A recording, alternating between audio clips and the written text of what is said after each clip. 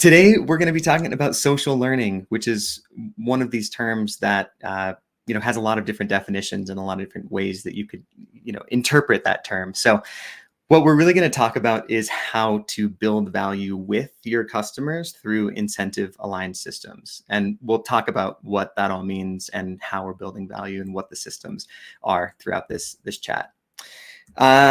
Real quick about me, I'm Andrew DeBell, as Shannon said, Senior Learning Solution Strategist at Atlassian. I added a picture here with my dog, Izzy, because I'm assuming a lot of you will be more interested in the dog than me, which I totally understand.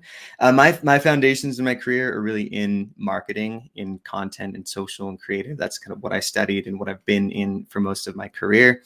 And about 8 years ago, I shifted into this world of learning and education, and mostly just because I've been fascinated with how the human brain interprets information and learns information. And I was going to be a teacher at one point, but found this kind of middle ground of using my marketing skill set and in the world of education. So about 8 years ago, my wife and I started a small learning design company called Waterbury Learning, and that led me into the world of L&D and then now into the world of customer education, and feels like a great fit for my skill set and interests. So as of now, I'm on the community and learning team at Atlassian. And so the learning team, that's our customer education team.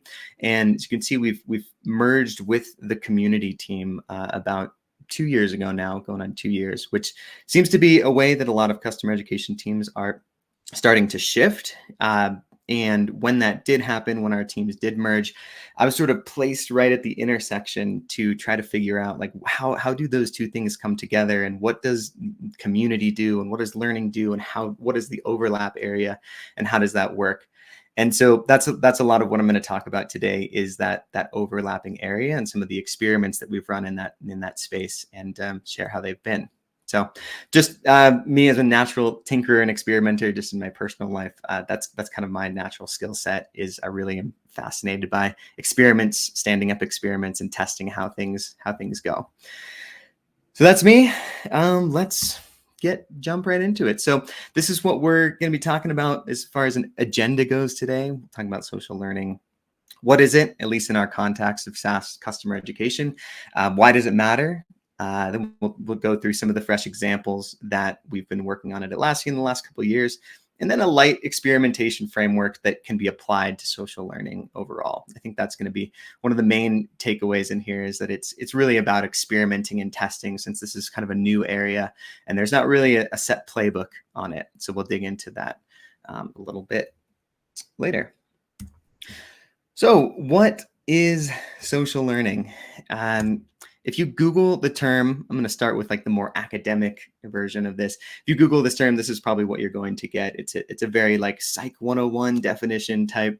And if you remember from Psych 101, if you ever took that, this man on the screen is Albert Bandura. And in the 1960s, he conducted some experiments using a inflatable bozo clown, and essentially found that humans, we learn naturally by observing each other, right? So if you see somebody that is a credible model, humans naturally kind of latch onto that and try to mimic and that type of behavior. And so if you Google social learning, that's sort of the definition that you'll get. The experiments that he ran, he had a bunch of young children in a room, and then one adult as the credible model. And that adult, if they were aggressive toward the bozo clown, then he found that the kids would also be more aggressive toward the bozo clown. So just mimicking that behavior of the person that they see as credible.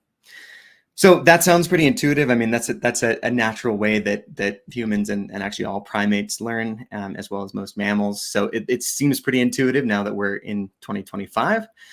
And getting to 2025, Albert's no longer with us, unfortunately. But in 2025, a lot of things have changed, and a lot has shifted overall. And one of the big things that has changed is social media. And so the rise of social media has really opened up this concept of social learning to where you're not just learning from somebody in a room necessarily, in a physical space, but now it's opened up for everyone around the world to be able to easily share their perspectives, share their expertise, and be able to provide information peer to peer that we've never had access to previously. And we won't go into the pros and cons of social media. There's a lot of challenges with people sharing everything that they know and they have in their brains on social media. But one of the main benefits is from that learning aspect, that now we have access to millions of experts around the world that can share their views and their expertise on different subjects. So that matters a lot in the world of customer education and SaaS products, because there are tons of, if you go on YouTube, if you go on other social media, there's tons of free learning resources that are being created by hundreds of people around the world. And that's really what we're going to be talking about, is harnessing that positive creation that's happening out on the internet and figuring out what we can do to support it in the customer education space. So just a few things on just to show how powerful learning is on the internet. 86% of US viewers say that they use YouTube to learn new things. I use YouTube all the time. I'm sure many of you do as well. It's one of those free resources that's out there that you can literally learn anything that you want. If you want to learn Jira, or if you want to learn, plumbing skills, there's all sorts of things that you can learn on YouTube. And learning is one of the main use cases for individuals to use the platform.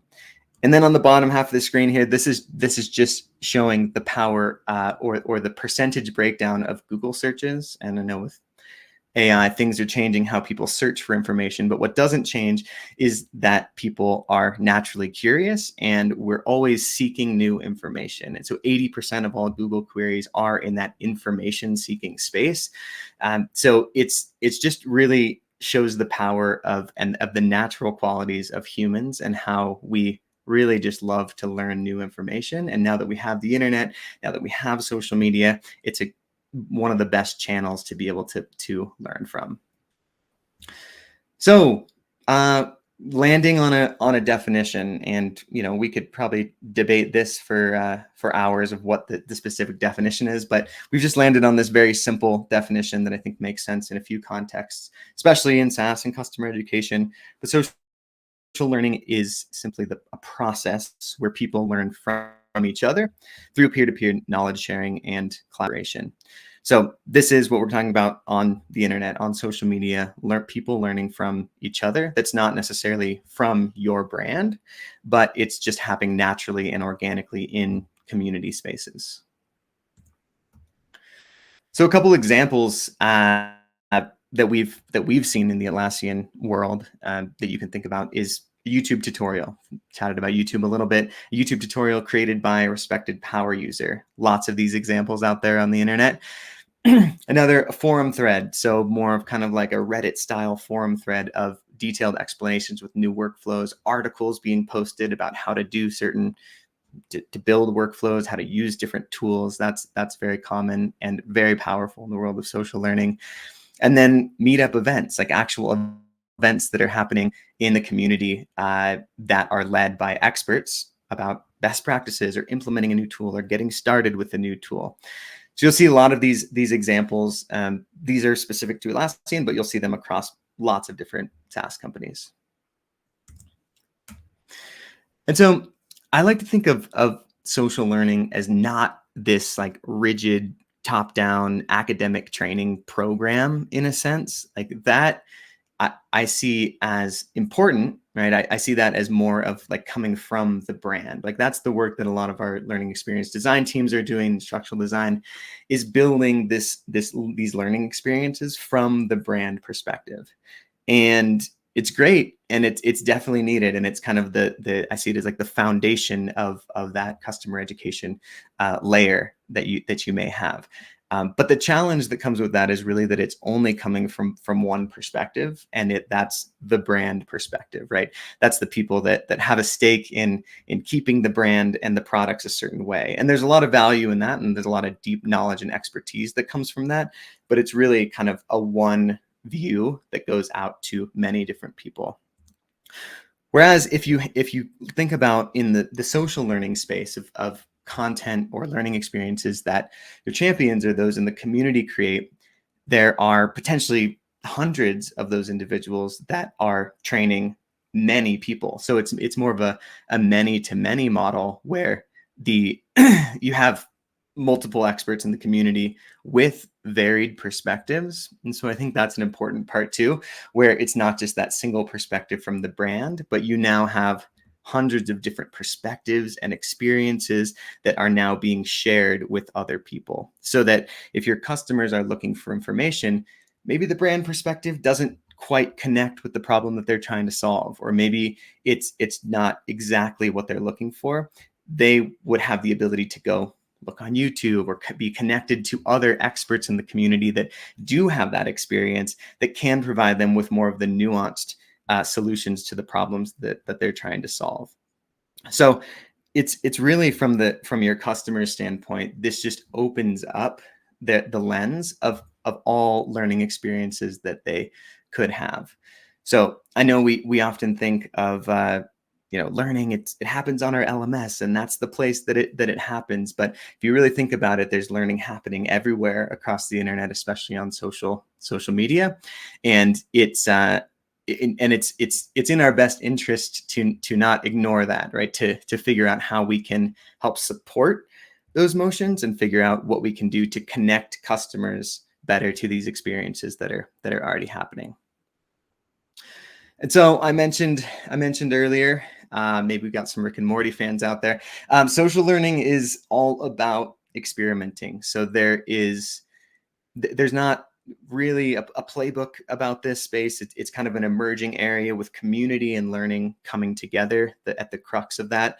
What we've really treated this as an experiment to figure out, like, what can we do from the brand perspective to not overly engineer things, right? We don't want to smother what's happening organically with from a brand perspective, but what can we do to support all the amazing work that our folks in our community are already doing?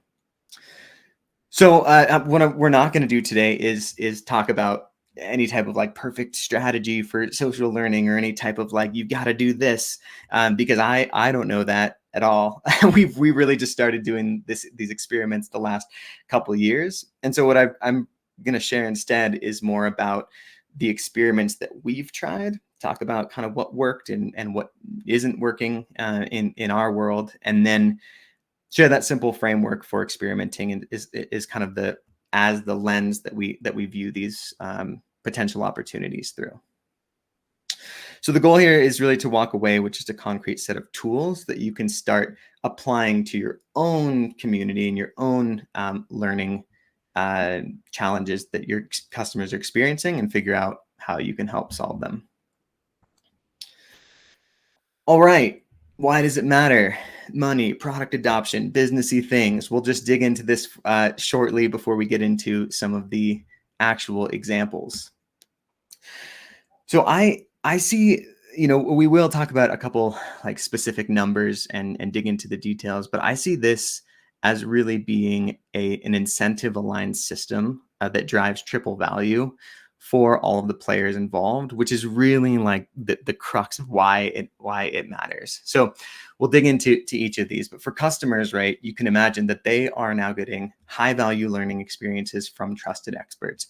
I talked about that from the brand perspective. They now just don't only have a one way, here's what the brand says about how you should learn something. They now have access to hundreds of potential options that are very nuanced and specific to the problems that they're trying to solve. So it's a great experience for customers, and they seem to get a lot of value after talking to them out of these social learning experiences. So the champions, these are the folks in the community who are creating the learning experiences. They get to build an audience, gain professional credibility, and grow their businesses.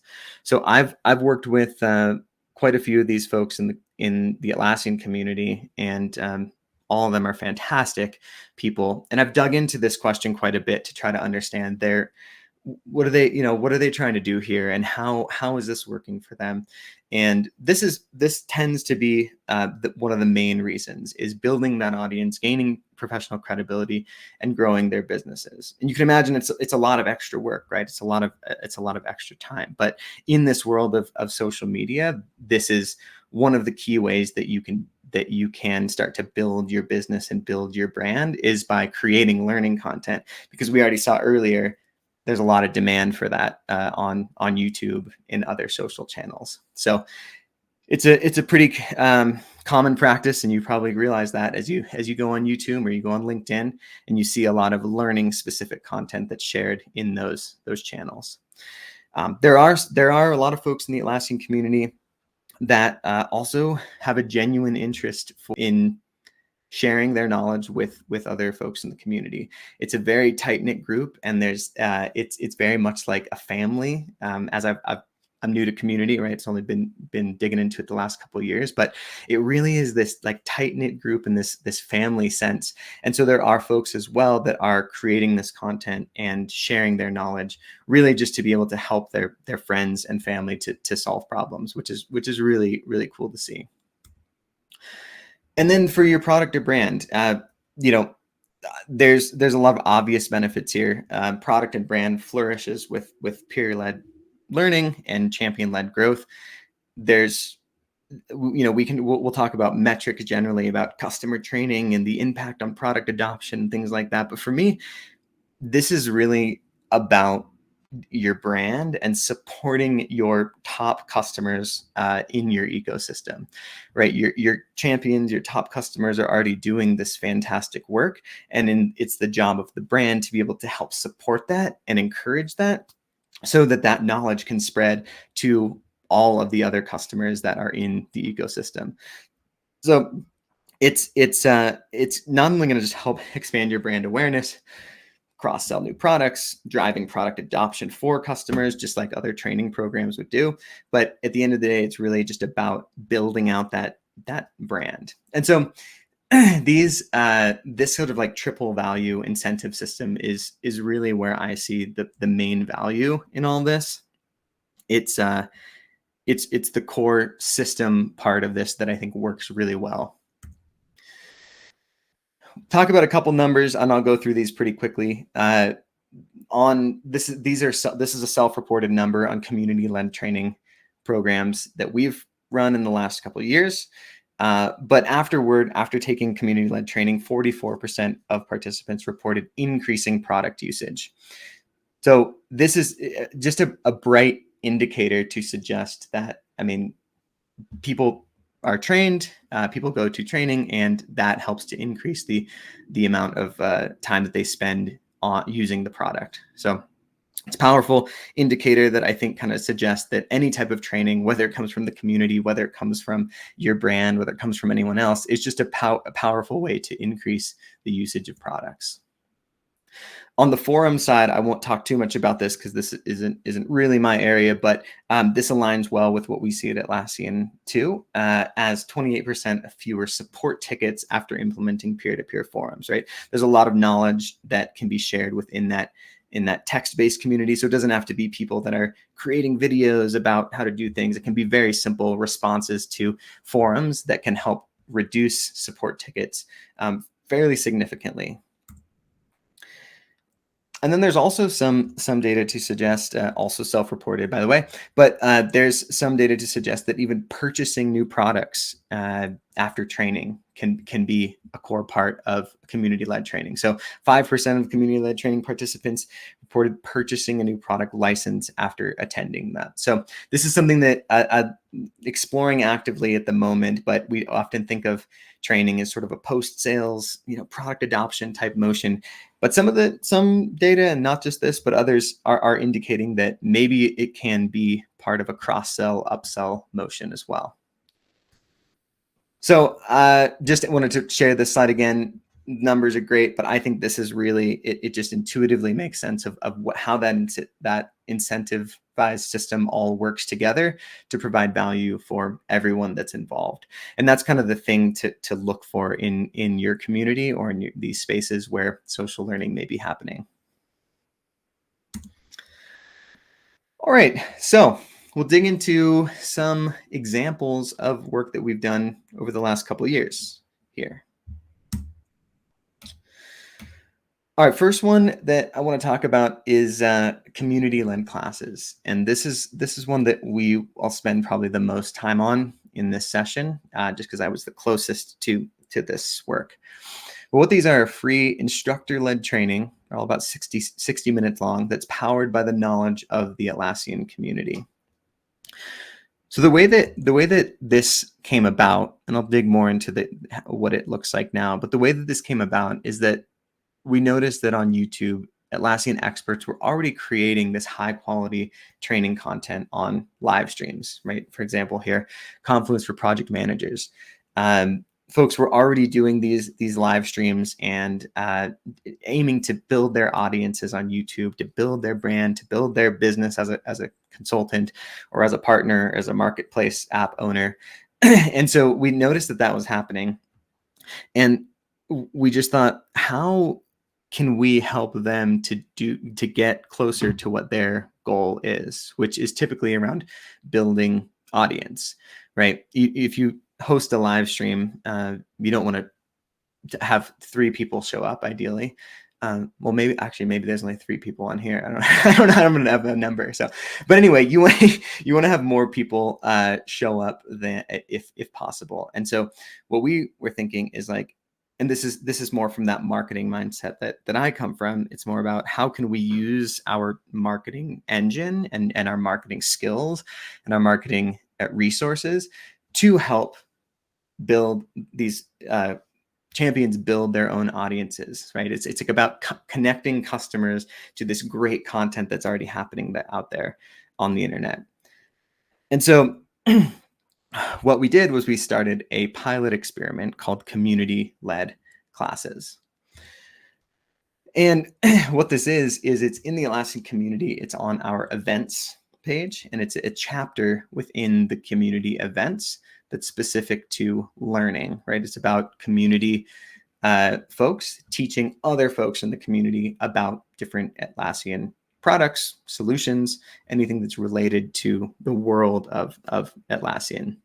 And the way that this worked is basically the folks that were leading these sessions, who are the community instructors, didn't necessarily need to do anything different. If they're not hosting content on a different platform or doing anything new, right? They have their YouTube live streams, and that still stays the same that they were doing. This just adds another layer and a marketing channel for us as Atlassian to be able to connect our customers to their great classes that they're already running. So it's more of like an organizing principle that we gathered all of these classes together and then figured out like, how can we use those marketing resources to build consistent marketing channels to get people into their classes, to again help everyone that's involved in that system. So just as an example, here are some recent sessions that have run, but we've had Jira Service Management for IT teams, Team Managed Jira, Project Administration, Confluence for support teams, a wide variety of classes. All of them are 60 minutes. All of them are free to join, and most of them are on YouTube live streams where there's an interactive chat and you can communicate directly with the instructor. And they're usually a good time. They're usually very informative, but also have kind of more of the laid back community feel to them, where these are real people that are providing their perspective on Atlassian tools, and it's not necessarily coming from the brand side. So sometimes you've probably seen, if you've taken more of a brand top-down type training, the perspective is going to be very much like, this brand's amazing, it's the best thing in the world, and there's you're not going to get that real sort of like critical what's actually happening in the product. How do I actually use this? And I think that's one of the big value adds that these community-led classes provide, and why it's been such a popular initiative, is that these folks are very real about their experience with these tools and how to use it. And they're obviously deep experts in the products, but they provide their honest, genuine perspectives on the best way to go about this and learn and use these tools. So I just wanted to highlight one really interesting class that we have in community-led classes, and it's called "Are You Smarter Than a Jira Admin?" And if you ever remember that show, "Are You Smarter Than a Fifth Grader?" it's a play on that, where it's a full hour, and usually it's completely interactive. So using a tool called Mentimeter, there's multiple choice questions that pop up on the screen that are related to being a Jira admin, and folks have to respond to the question right away to be able to rank higher in this virtual leaderboard that is shown on the screen. So it's a really fun time, and I think it's one of the most interesting kind of like, new innovative types of learning that's happening. And it didn't at all come from me or anyone on our team. This was naturally created by Sajid Nair, and he's been running this for the last 6 months to a year. Super popular, really fun energy in the session, and it's just something that is already happening. And again, we can just connect people into it and tell people about it to join. So even if I'm assuming that all of you are in education in some realm.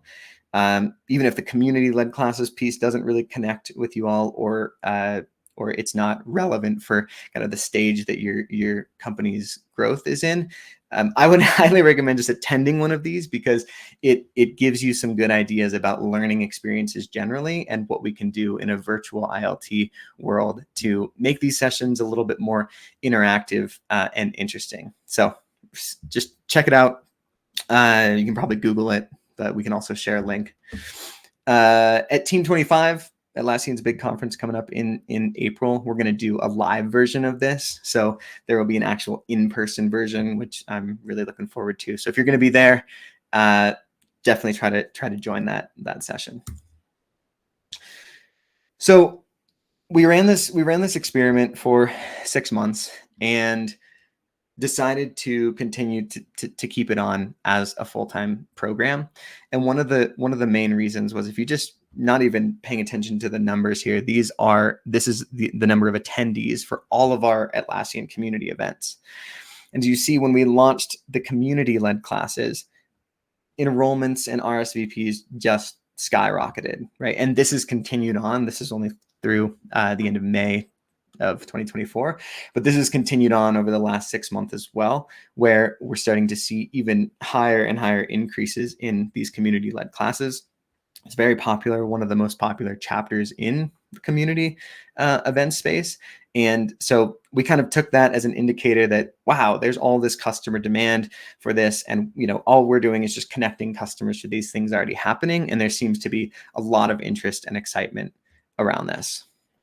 So what started as an experiment is now moving into the full-on program state of things, where we're starting to build this into a full-on program. We've got 6,000 chapter members. It overall, over the year, it's a 2x increase in event attendees from launching that chapter compared to all the other events. So much higher numbers than any of the other webinar programs that are even happening at Atlassian at the moment either. So really exciting that this has just taken off with popularity, and that we've figured out kind of this niche area of what we can do to support our champions that are already doing such amazing work out there. So we'll touch on a couple other things that we've tried as well over the last few years with varying levels of success. And I won't spend too long here, but one of the main successes, by the way, it's maybe intuitive, but the stars are the things that have worked out well, and then the gray boxes are those that didn't really continued on. But the creators program, if you may have seen this on the internet, you can on LinkedIn, if you go to the hashtag Atlassian Creator, you can see all the content in here. But this is more in the on-demand space. It's more about those recorded YouTube video tutorials, or posts on LinkedIn about how to use a certain feature or tool. It's that type of content that I see as kind of on-demand learning content. And just the nature of social media, most of the content that the creators produce is learning specific content, right? It's about teaching people how to do a certain thing in a tool. So this has become a super popular program. We also started this pilot about 2 years ago. So it's a bit more mature than the community-led classes program, and it has just exploded in growth. It's now we have over 100 Atlassian creators in this program who are sharing custom content on the internet monthly, and it's just also there's a great general vibe to it. We have a Slack channel where all the creators are in and can communicate with each other and coordinate. We've even started some monthly challenges. So shout out to Kevin Lee, my colleague, who's been driving a lot of these really interesting challenges to connect the creators to some of the bigger initiatives that Atlassian's doing and make sure that they're kind of the first ones to know about these big changes that are happening at the company level.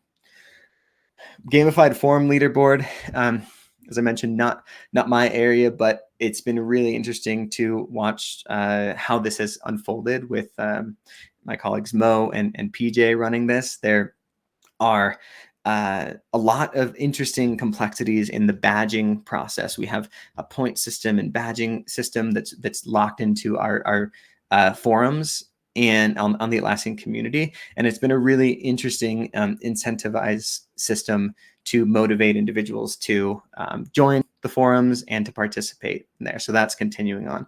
Bite-sized learning challenges, those have also been in the forum space where there's a video about a specific product or feature, and then there's a built-in quiz along with a communication back and forth for people to communicate about the learning experience.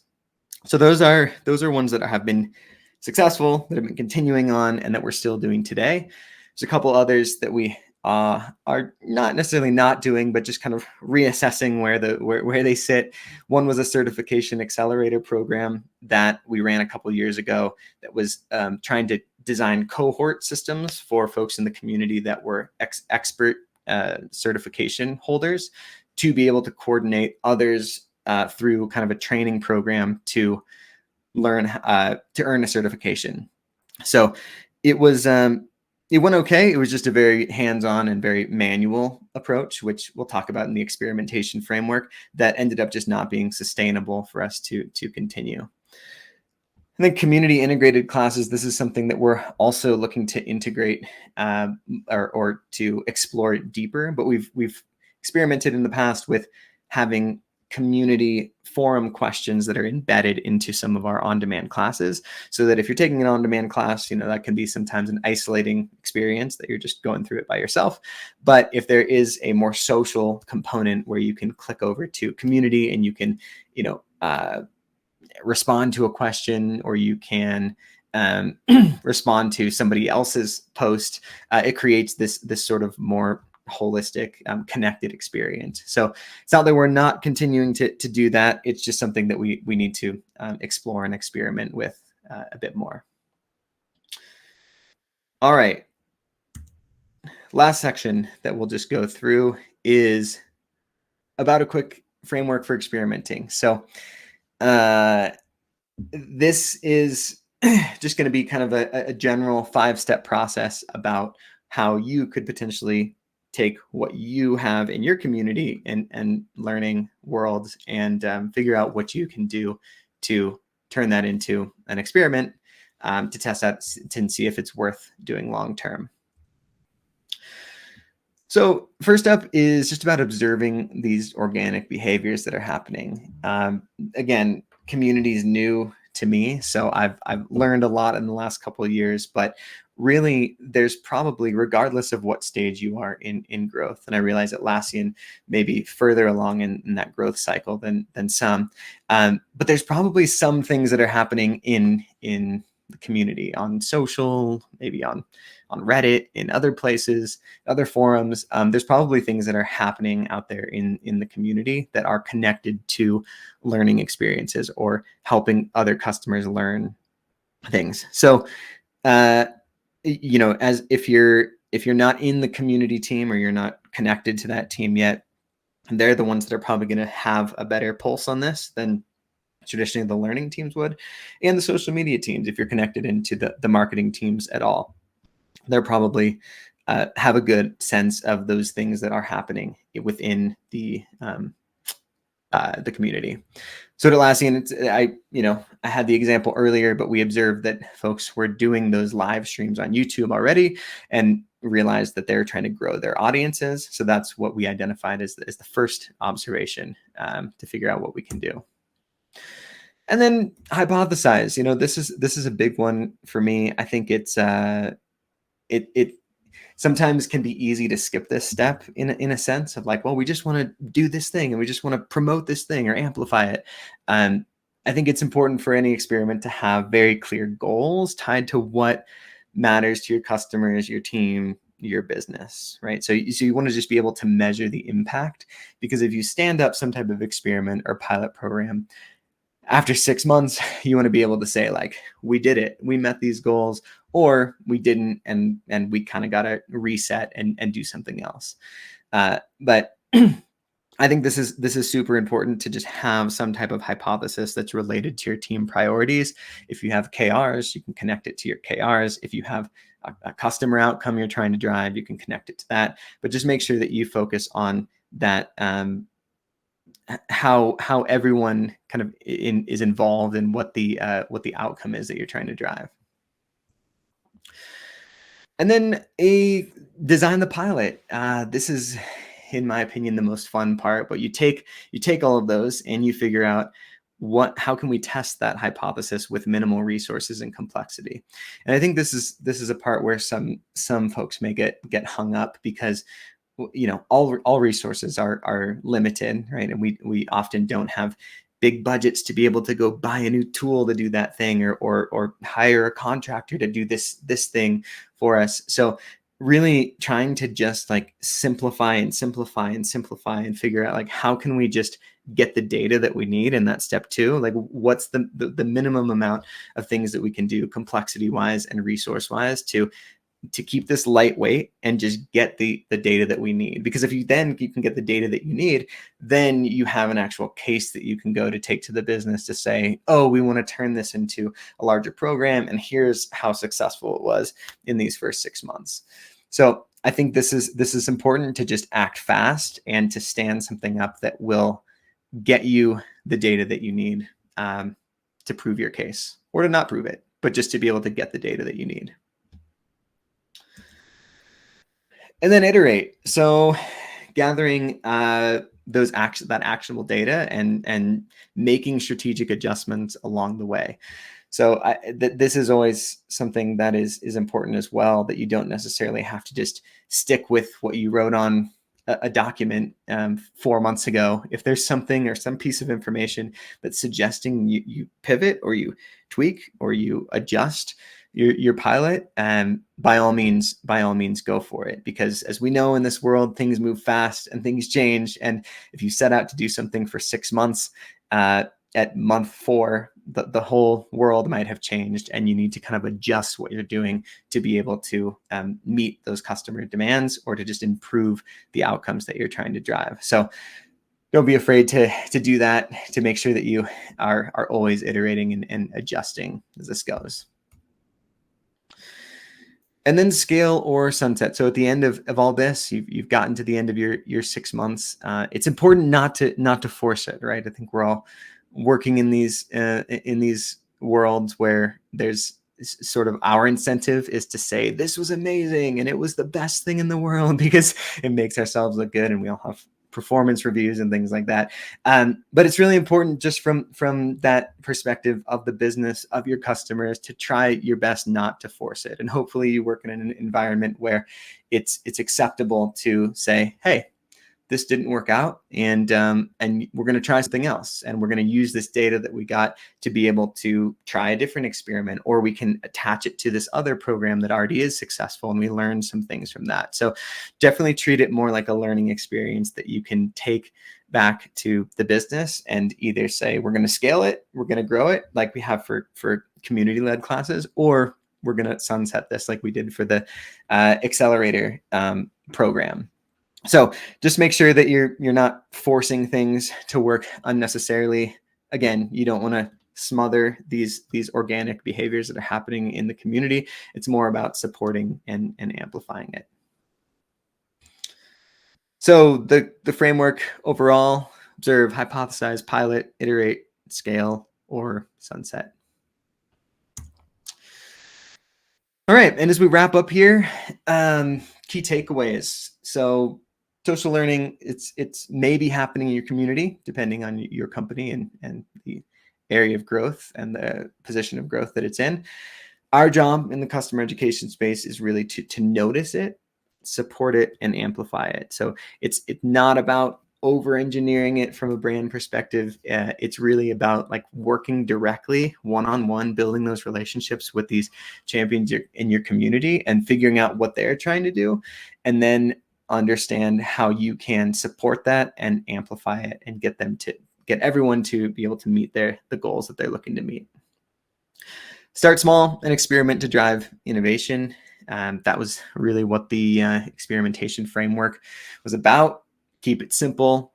Don't over-engineer it. Use the resources that you have and stand something up just to be able to get a minimum amount of data that you can use to be able to make a decision about the future of a pilot.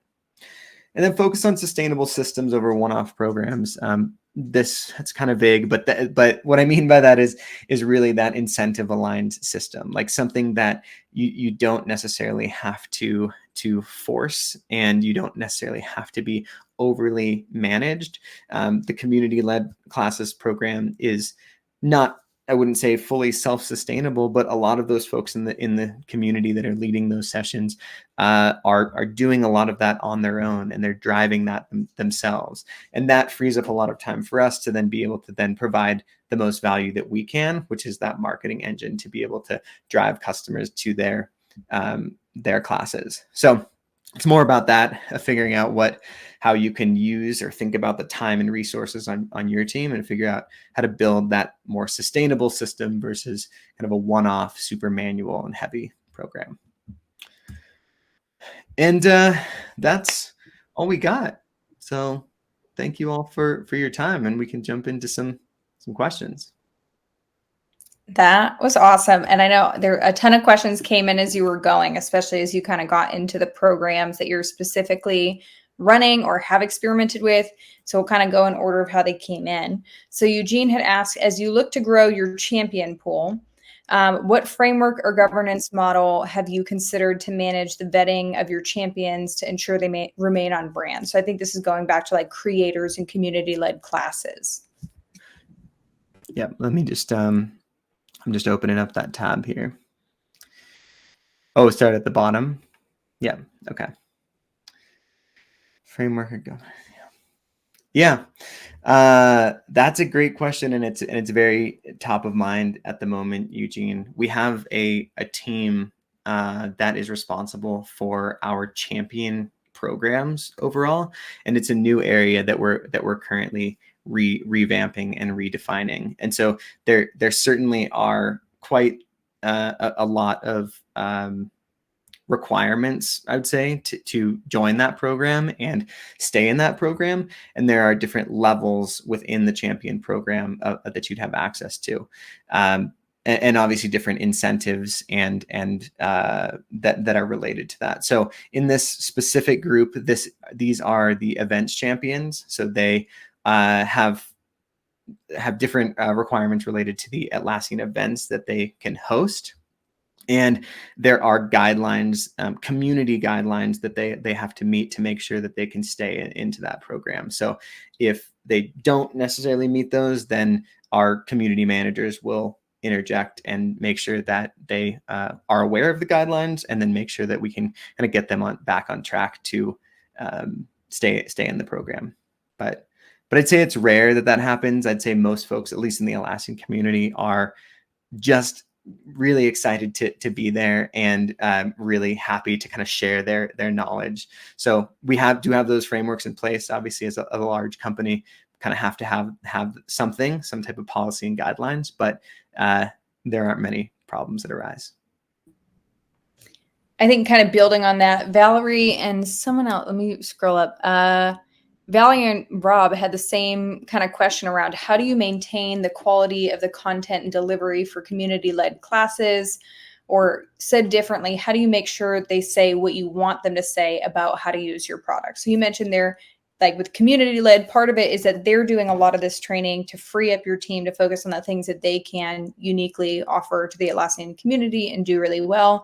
How do you make sure that they're saying things that you want them to say? They're not teaching people some weird way of using Atlassian. We're like, no, let's not do that. Mm-hmm. Yeah, this is a question that will have different philosophies depending on who you ask. so I'll give my one perspective, but I'd encourage everyone to kind of, continue this discussion and figure out how what makes sense best for your community and your customers. I'm of the opinion that there shouldn't necessarily be too many checks and balances on the brand side for these classes. We offer instructional design help and guidance if folks want us to review content or provide our feedback, or if they're looking for topic ideas and they're not sure what to create content about. We can help them kind of like guide them of like, oh, here's where the brand is generally going, and here's some new product and features that are coming out that we're seeing a lot of customer demand on, and so that's kind of where our collaboration happens. I personally think that the value is coming from that genuine, real perspective from the customer side on how they use and interpret the product, and not the brand side, because there's tons of that content. We have, I'm sure all of you do too, but there's hundreds of lessons and classes that are coming from the, like, this is what Atlassian says, or this is what your company says, how to use these tools. And I see that customers can access that anytime that they'd like, and they can go that route, and they can learn that if that's kind of their preferred method of and channel of learning. What this is offering is something completely different, in my opinion, where it is sort of like unfiltered, and it's more about like, this is the genuine experience that Alex Ortiz has had being a Jira admin, and here's some of like the things that he's learned over the many years of doing this. And that might not be the same way that we think of training a Jira admin, but it might be in some ways more valuable or complementary to the experience, that the learning experiences that the brand side is building. So that said, I think that's an active question that's happening inside of our team to figure out where the kind of the guidance is, and what our general broad spread philosophy is. So again, that was one perspective. No, I think that's a good perspective. And I mean, I think about it even in terms of our webinar programs, is we don't like have a heavy hand in content. Like, we obviously had a conversation before this, but also you're the one running these programs, and you're also really awesome at what you do and presenting what you do. So I don't, we always offer people that support, but everybody kind of presents differently. And I was thinking too, it reminds me of, like, different people say things different ways. So Atlassian may be teaching something where someone's teaching essentially the same thing, but the way that they frame it, the way that they word it might land with someone a little bit better. Or it's like listening. Someone was talking about like audiobooks and different narrators for the same audiobook. And they're like, I cannot listen to this narrator, but this one was really good for me, right? So it's even sometimes just up to the learner of what resonates best with them. Who do they learn best from? Totally. Yeah. And I, if you go on YouTube and you try to learn anything, you'll get 50 videos about something, and you can kind of like maybe even just choose the personality that you vibe with the most, right? That makes the most sense for you, or it's specific to the like nuanced problem you're trying to solve. So it's that exact thing of like, yeah, you can now have the flexibility of the person or that experience that you want to create, and it kind of opens up a lot of opportunity. Awesome. All right, Unica had a question about, first she said, you're sharing about social learning, how that can potentially support cross-sell and upsell efforts is fantastic, which I think we all agree. And she's wondering, how did your team gather the data? So I think this is going back to those self-reported slides. Did you use surveys, Salesforce integration, or other tools to kind of measure and assess that? Yeah. I want to reiterate that it was all self-reported. So really just take that with a grain of salt, and hopefully you didn't screenshot that and share it more broadly. But it really was just self-reported. I was trying to, in the pilot phase of the program, get like early data on how is this impacting different aspects of customer education metrics that we care about. And so I'd really just treat that as sort of an indicator in the cross-sell upsell space, but we don't have any hard data to show that one way or another. So it's something we're actively working on. And even Shannon with Greg Rose on your team is he's very much interested in that sort of like idea of education qualified leads, and like having education be a little bit more focused on the cross-sell and upsell motions in the customer journey. So I think that there's my intuition is there's something there to dig into further, but the data that I shared, very much self-reported and should just be treated as kind of a broad indicator of what could be. But also a great idea for people who are working on that integration or working on proving the hard numbers. Like self-reported is a step, better, more than just I don't have anything at all. Like I have no analysis of whether or not this is working. Yeah. All right, a few more questions. So Valerie said, what is the resource saying? So the number of people look like on your side to manage these programs. And I think maybe specifically thinking the creator program and community-led classes, and Atlassian University, you've kind of got all these different parts. And I know you sit kind of in this broader community and learning team, which I'm imagining for Atlassian is probably larger than some of the teams that we have. But in terms of the people who are working on more of that Atlassian learning, how many people are on your team? Yeah, so on the programs that I mentioned, the number of people is fairly limited, because as I mentioned, we're still in like kind of experimentation phase and trying to just stand up a couple of these programs. So on the community-led classes side, it's me and my colleague Kevin, who I mentioned. We're working on that together.